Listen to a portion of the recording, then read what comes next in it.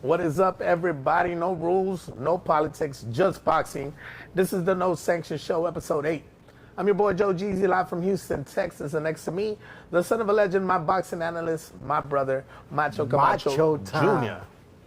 What's up, Macho? 11 world title fights this weekend. Boxing's not dead. Boxing's one alive.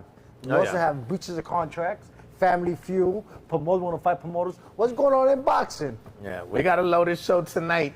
Everson Garcia at Zuffa 05, Wilder versus Chisora with the AJ confrontation. Mayweather running from a signed contract, and De La Hoya roasted him for it. Fury's family imploding before tomorrow's fight. Women making history and drama on top of drama. No rules, no politics, just boxing. Let's get to it. Let's get it. Now, this very first one is called Scorecards Might Lie. Okay? Now, let's start at home. Easter Sunday.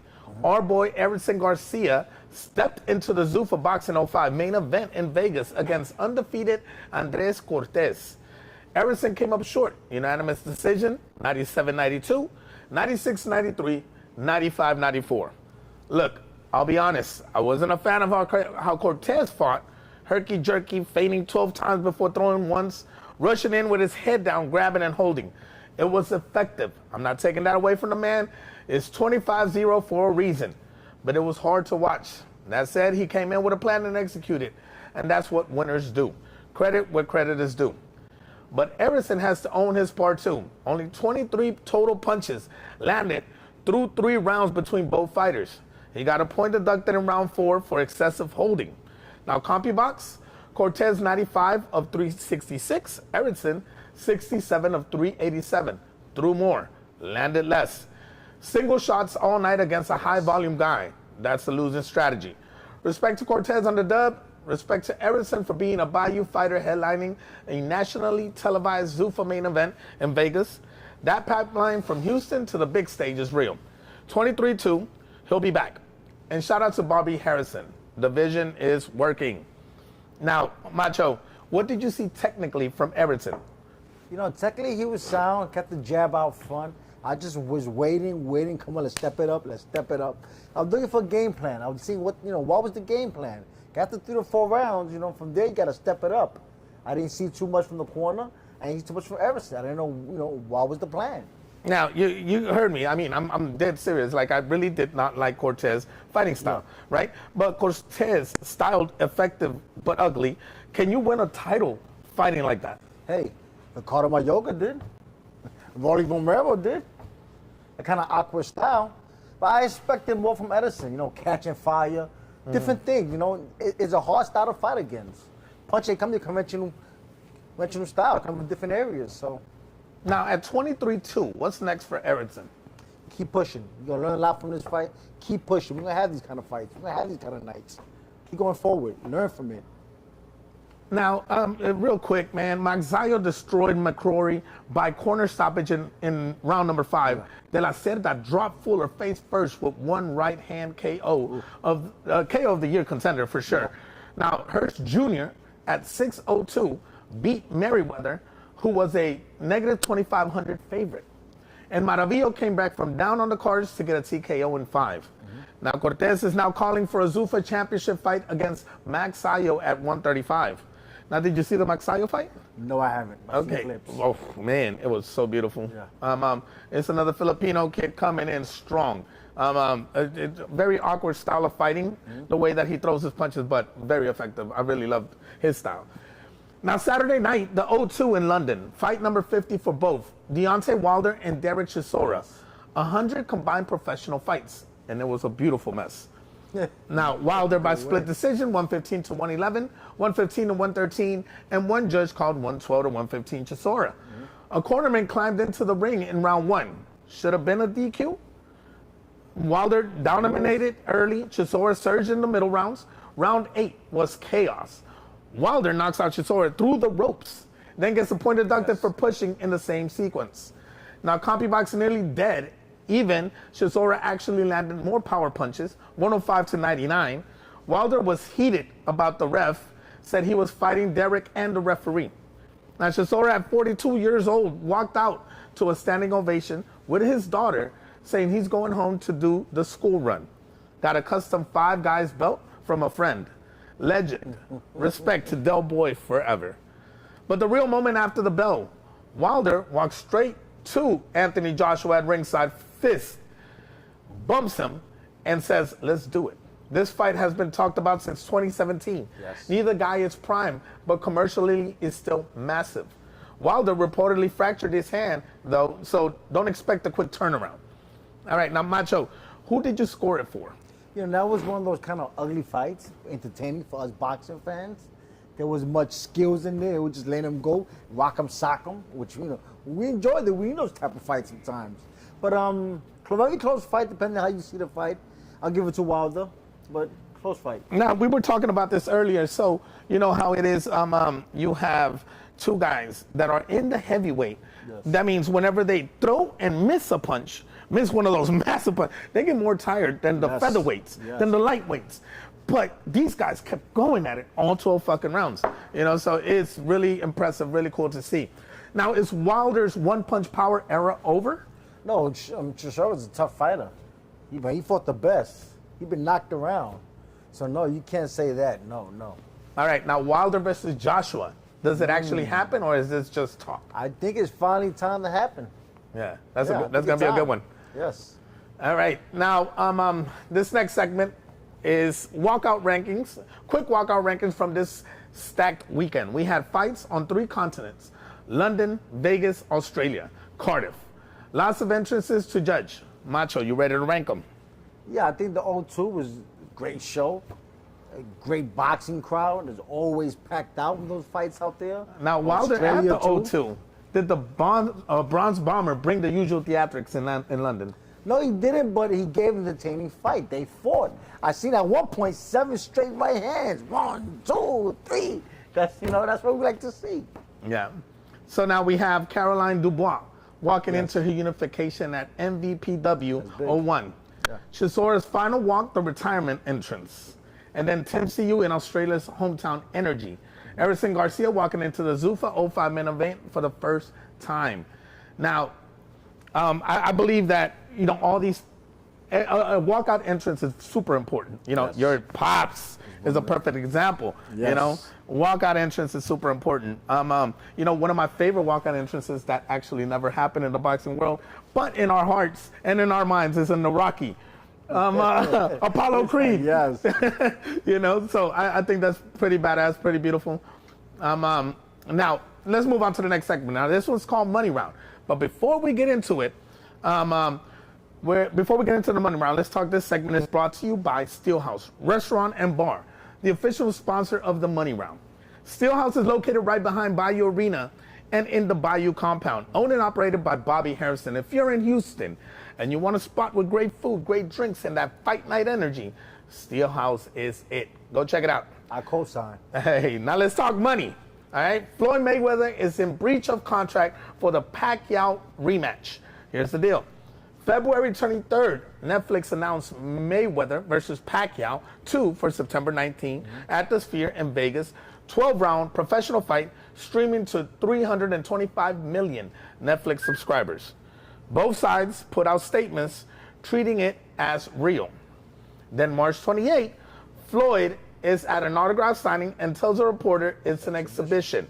Meanwhile, Pacquiao's promoter, Jazz Mathur, goes to ESPN and drops the receipts.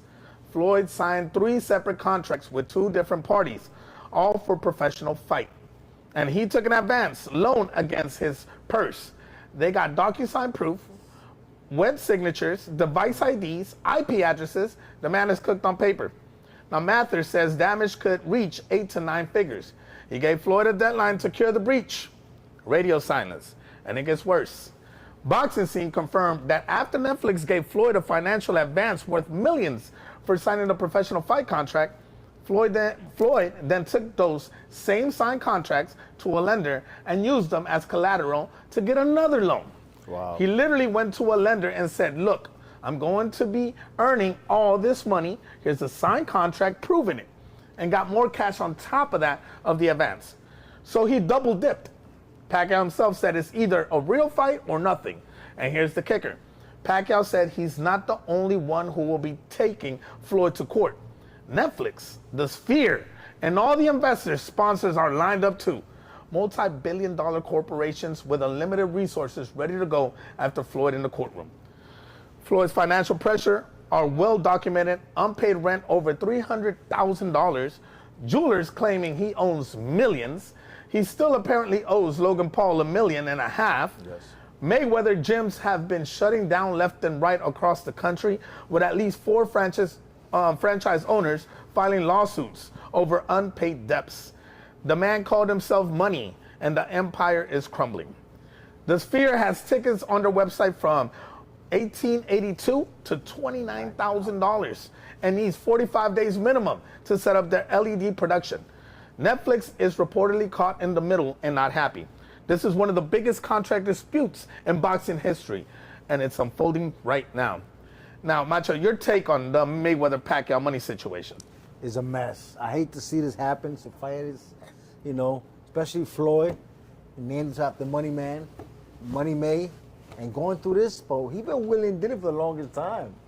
I mean, from the Jake Paul, I already went ahead and sold the fight overseas and it's a mess, man. I hate to see that happen, but. Now, is Floyd scared of the O or scared of being broke? I'm in between. Anybody be scared of being broke. I'm in between. Is this a publicity stunt to sell the fight, or is this really going on? I mean, it's I think it's that hurtful hearing this. It's crazy, but the way that I see it, man, is I really feel that the O matters more, even though he's going broke at the same time.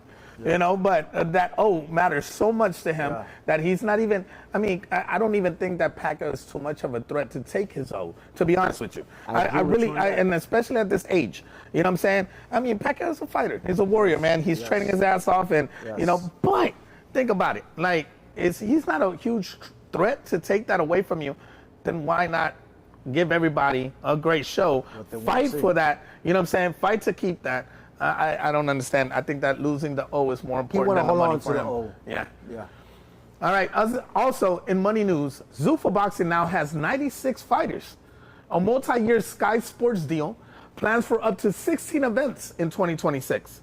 Tomorrow night is their first stadium show, Fury versus Makhmudov at Tottenham with Conor Benn on the undercard for a reported $15 million. And the IBF stripped Jay Opetaia after the Zuffa Championship controversy. Opetaia's legal team is alleging industry-wide collusion. Meanwhile, Frank Warren is preparing a $1 billion lawsuit against TKO and Sella and threatening to sue the WBC over the Usyk Caballero mandatory. Everybody's suing everybody. Yeah. The Ali Boxing Act passed the House and is in the Senate. If it passes, it creates the unified boxing organization that basically legalized the Zuffa model. Ali's own grandson, Nico, opposes it. The power structure of boxing is being reshuffled in real time. Now, this next segment is called Beauty and the Beef. And we got multiple beefs cooking at once. This week, first up, Oscar De La Hoya went nuclear on Floyd Mayweather. April 2nd, clapback Thursday on Instagram. Went after Floyd's record, said, "You're 50-0 on paper, but everybody knows you lost," and brought up that Floyd's own father said Floyd lost to Oscar back in 2007. Then reminded everybody that Floyd retired for exactly 1 year and 1 day to dodge the rematch clause. Got personal about his own struggles, the depression, the work he's put in, then said he'd fight Jake Paul. Oscar was 1-on-1 and I was here for every second. And if that wasn't enough, Manny Pacquiao just bought Floyd's old gym. The Associated Press confirmed it. Pacquiao acquired the gym, is rebranding it Pacquiao Prime Boxing, and it opens this summer as a private training center for professional fighters. This gym shut down because the employees weren't getting paid for weeks by the money team, and they staged a walkout. Now, Manny walked in and said, "Yeah, this is mine now." There's reportedly still a giant picture of Floyd on the wall being taken down as we speak. You can't write a better power move. Pacquiao bought the man's gym, is ripping his picture off the wall, and might be taking him to court for 9 figures. That's not beef. That's a hostile takeover. Now, Eddie Hearn and Dana White have gone full-blood feud. Hearn launched a talent agency and signed UFC heavyweight champ Tom Aspinall. Called his UFC contract a disgrace. Dana challenged Hearn to a boxing match on Piers Morgan. Hearn accepted. Bet Online has Hearn as a -300 favorite. Misfits offered them $10 million each. Frank Warren offered to promote it. Hearn then went on politely raw and said, "I will take his soul." Take his soul. That's not business talk. That's a curse from a boxing wizard. Now, Caroline Dubois called Alicia Baumgardner a drug cheat on live TV after unifying the WBC and WBO lightweight titles at MVPW 01. Said, "Look at her before the failed test versus after." Yep. Bold. And Errol Spence fired back at Tim Siu within hours of being called out. Posted on X saying, "You think this is sweet?" Reports say the fight is already agreed in principle for this summer. Now, Macho, pick your favorite beef this week. I like that Floyd De La Hoya beef. They've been having that beef for the longest time. The fact is, De La Hoya can't get through it and can't get over that loss. Floyd did beat him. Now, was Oscar out of line, or did Floyd deserve it? Nah, man, Oscar's free to say what he want to say. He had the right to. Now, Pacquiao buying Floyd's old gym and rebranding it Pacquiao Prime Boxing. The greatest power move in boxing history? Beat him to the punch, yes. Yes, he did. Now, Hearn versus White, who wins in an actual fight? That's interesting. I seen some clips of Dana White sparring. He looks pretty good. Now, have you seen Hearn sparring? I haven't seen that, but that's a good look. But I think the promoters know what we go through. Yeah. Who knows? They probably pay us more money this time. If you think about it, right? A tattoo artist can open up a tattoo shop. Yes. Barbers own barbershops because they had to go through it. Now, so boxing promoters, they got to know some boxing, Yes. right? Yeah, right. You better back it up. Now, Dubai calling Baumgardner a drug cheat, fair or too far? She got her reasons too, and she got evidence as well. And she mentioned the fight, the knockout. You see, have been no knockout. The power punch ain't the same. Well, that's a mess, and let them fight. Now, this next segment is called Fit Check. Quick fit check. Deontay Wilder showed up to the O2 looking like he was about to drop a rap album and fight somebody at the same time. Chisora came in with the Union Jack, everything for the retirement fight. Caroline Dubois at MVPW 01 walked in looking like she already knew she was leaving with 2 belts. Lauren Price fought in a white outfit in Cardiff, which looked incredible until the blood started flowing. In round 5, and she looked like a horror movie poster for the rest of the fight. Most dramatic fit transformation of the weekend. Now, who was your best dressed fighter this weekend? I like Chisora. This is the last fight going now. He came with the mask, like he was stealing something, going to rob something. They made good money. He put a great fight on. I give it to Chisora. Now, any worse looks or any fashion fails? When it comes down to the regular standard boxing, I seen Garcia's opponent walk in, regular. That's, that brings some kind of pizzazz to you in the ring. Now, I mean, we do the fit checks, man, but shit. Look at your fit check, baby. What are you wearing? I love that. Something sharp, real quick for my designer. I gotta stay, a little macho. Hey, I love it, man. Now, this next segment here is called Boxing Deep Dive. Yeah. Now, it's deep dive time. Let's talk about what happened in MVPW 01, because this card deserves more than a quick mention. 4 world title fights on one show. 3-minute rounds for women's first time in the UK. Jake Paul and Akisa Bidarian's MVP women's platform made a statement. Dubois unified lightweight titles over Harper with a knockdown in round 6. Ellie Scottney became the youngest undisputed champion in UK history at 26, male or female in the 4-belt era. Chantel Cameron became a 2-weight world champion at super welterweight, then faced off with Michaela Mayer, undisputed at 154 is coming. And Irma Garcia retained by 3rd round TKO. 4 fights, 4 decisive results. Then in Australia, Tim Siu shut out Denis Nurja at 188 on all 3 cards with a knockdown in round 4. Total domination. Reports say Siu versus Spence is being finalized for this summer. Spence's first fight since Crawford whooped him in 2023. And that's a real whooping. Yes. A cut under Siu's eye from head clash could delay things, but the fight is reportedly agreed in principle. Now, Macho Dubois, left hand that dropped Harper. Did you see it coming? I didn't see that coming, but for a female fighter, the knockdowns come, and You know, it's surprisingly, but shout out to Jake Paul, MVP promotion, who's doing a hell of a job putting the females out there. Now, Scotty undisputed at 26. Is she the future of women's boxing? Yeah, at a young age being undisputed, yes. Yes. Now, Siu's performance, is he ready for Spence at middleweight? I say, you know, Costa Sue, Junior, Tim Sue, yes. I mean, they're both at the same place. We haven't seen Errol Spence fight for a long time. We've seen Sue go in there, have some tough wars, get beat up. So I think it's about a good even match. Now, MVPW 3-minute round, does it change how women fight? Yes, give them that feeling, that real pro feeling. Now, this next segment is called Predictions and Line Check. All right, it's prediction time. Yeah. Tomorrow, Fury versus Magmadov at Tottenham on Netflix. And the drama is insane. John Fury went on Playbook Boxing and said his relationship with Tyson is destroyed. Said Tyson is past his best and hasn't been right since the Wilder trilogy. Said his legs are gone. And said a father saying this, that if Tyson gets in trouble with the wrong corner, he could end up dead or with brain damage. That is terrifying. Yes, it is. The training camp is a mess. Fury initially said he trained alone, then said Sugar Hill is there.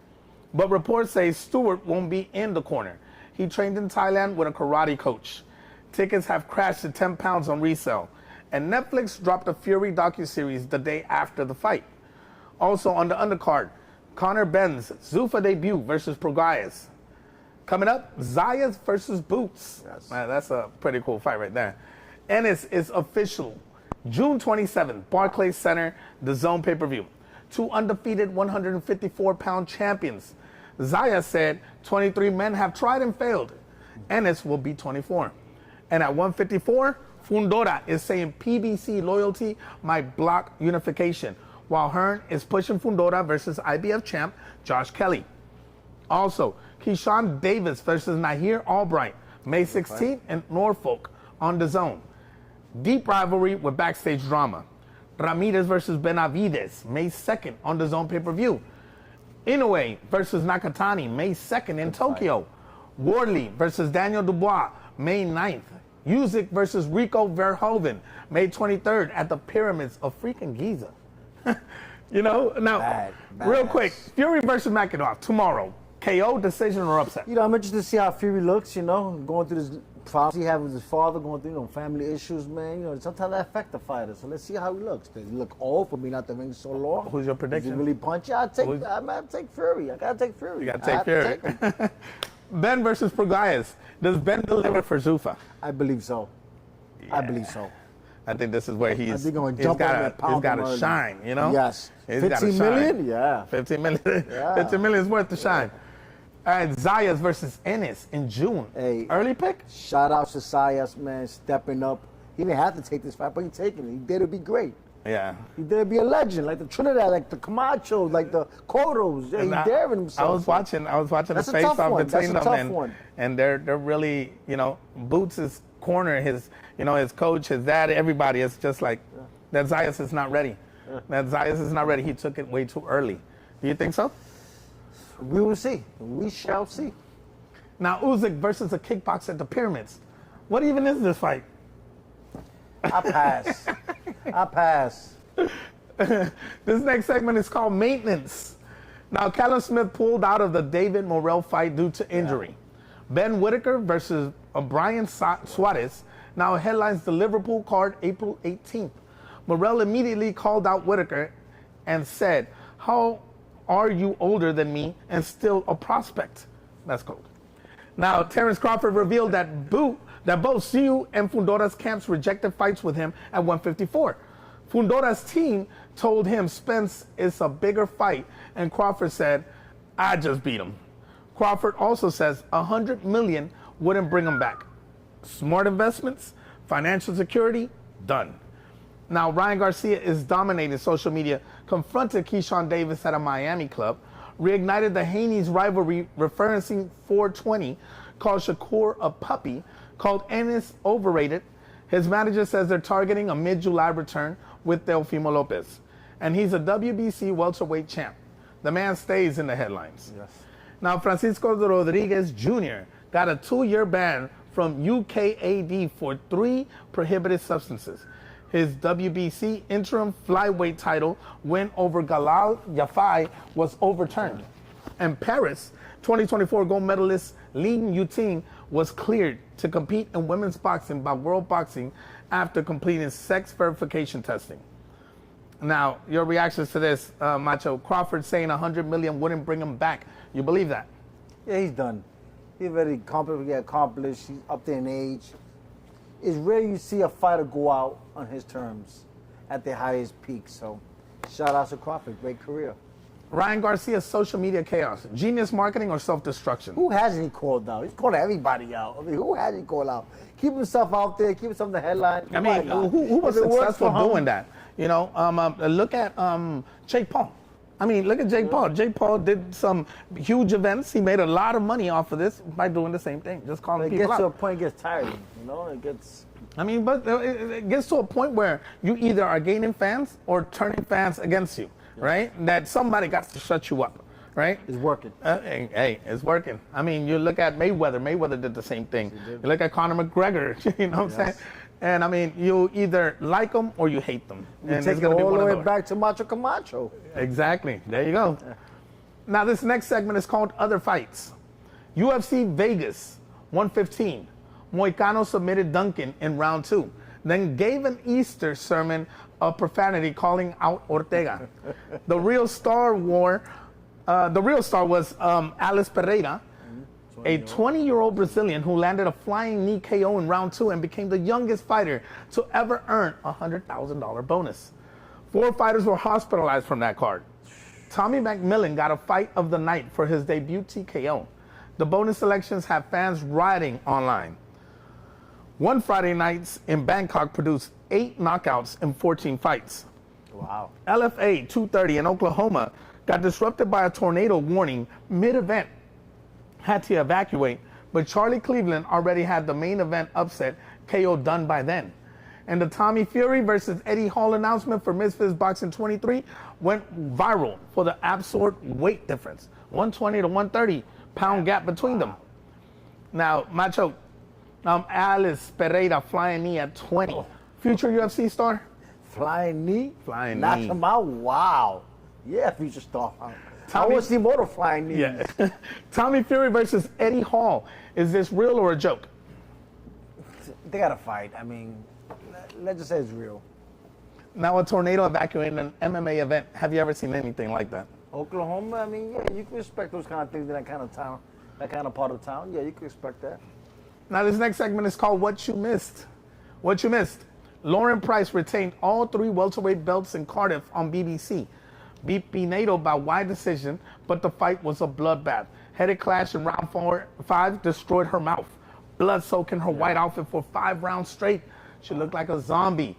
Movie and still won clearly. Then called out Clarissa Shields for a super fight and joked about her upcoming wedding, said hopefully her partner's still marrying her looking like that. In Tokyo, Renee Santiago defended both WBO junior flyweight and WBA light flyweight titles by decision. Manny Pacquiao Jr. appeared on an undercard in Temecula. Denzel Bentley won the interim WBO middleweight title by 7th round TKO. And Vidal Riley 14-0 dominated Masternak for the European cruiserweight title, setting up an IBF world title elimination. And the ISIS CEO story, we got to mention this. 19-year-old woman's boxer from North Dakota put in a medically induced coma after a first-round KO on March 21st.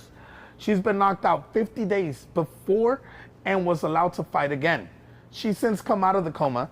This is exactly why fighter safety regulations matter. Minimum rest periods, proper medical clearances, protect these athletes. Now going on to this, like Lauren Price fighting through that kind of blood. Toughest performance of the weekend? I would say, you know, they say that females doing more pain than us men. Well, that's an example. Now, ISIS CEO, 50 days between knockouts. How does that get approved? That's tough, man. What happened to the fighter, take care of fighters. What's going on? Now, fighter safety. What needs to change? A lot of things, man. Shout out to Carl Duran, Stitch Duran's daughter, who's fighting for those kind of things, bringing awareness to it. Because, yes, man, weight loss, a lot of things hurt fighters and performances, you know? This next segment is called Matchmaker Roulette. 3 fights we want to see made right now. Number 1, Cortez versus Magsayo for Sufa Lightweight Championship. Cortez called for it. Magsayo just destroyed McCrory, both on the Zuffa roster. Make it happen, Dana.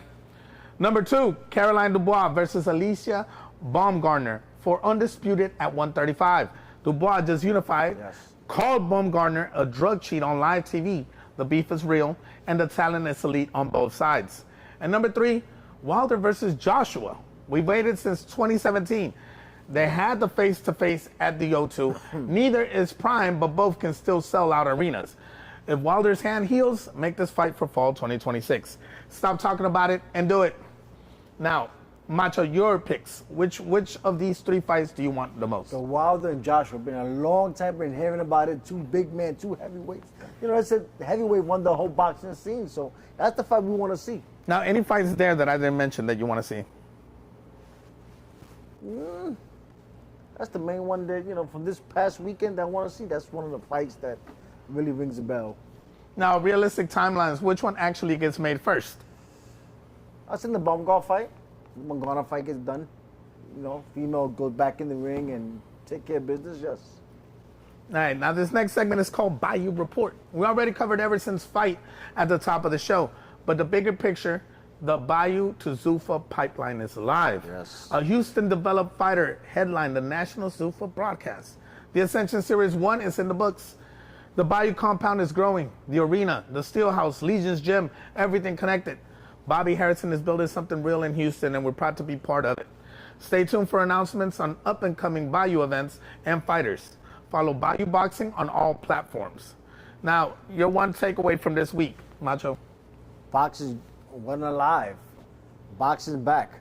Now, we were talking about the Fury Magmadov. Again, Yes. who's your prediction on that? Is still Fury. I take Fury, yes. Should be a good walk in the park for him. All right, that's episode 8. Subscribe to BiYu Boxing on YouTube. Hit the bell. Drop your comments. We read all of them. So if you're in Houston Saturday night, I'm on the decks at Chica's. Pull up. Until next Friday, stay dangerous, stay educated, and remember, no rules, no politics, just boxing. This is the No Sanction Show.